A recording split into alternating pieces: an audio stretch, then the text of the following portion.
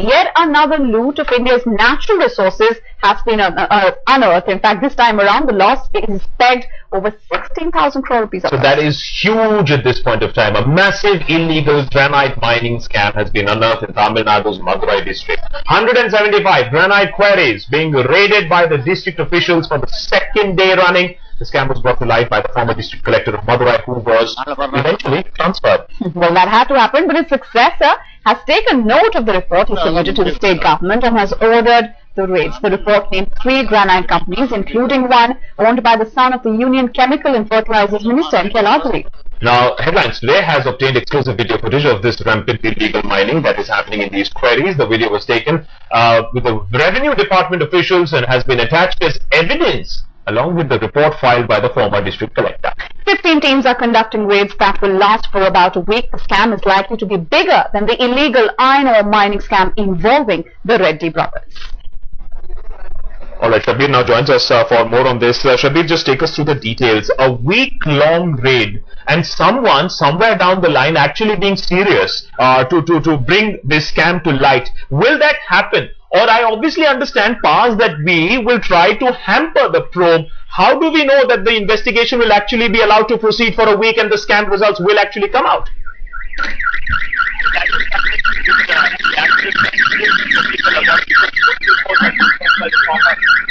Alright, we'll go to Shabir in just a bit. We are also joined by Mr. Lakpat, legal experts. Could you just take us through the implications of this? You know, we've seen the video. Just how big is it and how was it not discovered till now? This asking about the quarrying in Madurai, illegal Yes, sir. quarrying in Madurai. Yes, sir. So, in fact, there are 4 dimensions.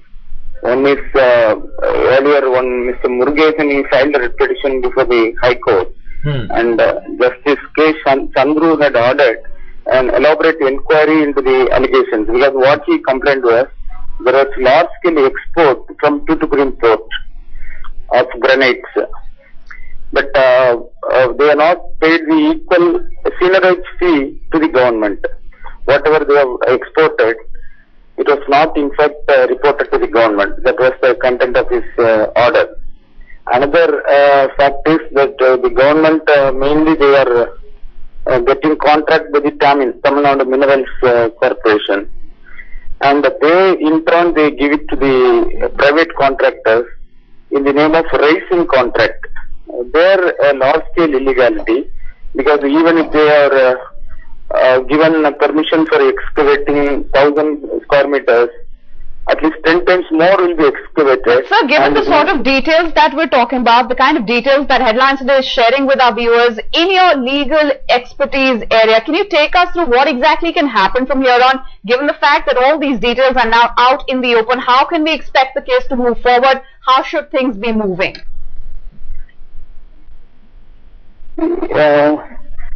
In fact, our government, they have to take some positive steps for making a quick survey of all the quarries. They have to measure the quarries, and they have to also follow the litigations in the High Court, because the court is also an active partner in granting stay of all the illegal for permission for the illegal quarries. Okay. Thank you, Mr. Lakpat, for joining us here and sharing your legal view with us. We also have our correspondent Shabir on the line. Shabir, can I get across to you? Yes. Yeah, Shabir, just wanted to know exactly how do we know that this case would be allowed to proceed further, because obviously a lot of heads will roll, because this is a huge scam, bigger than the illegal mining scam involving the Reddies. Then how do we know that this would just happen? Do we need a detailed investigation, perhaps a CBI now to step in? What the demand of the activists are at this point in time, they want a separate and independent probe to be carried out in this camp, because they are not convinced with the fact that the district administration has formed a committee to look into this issue, and they are now raiding all the illegal quarries from the second day.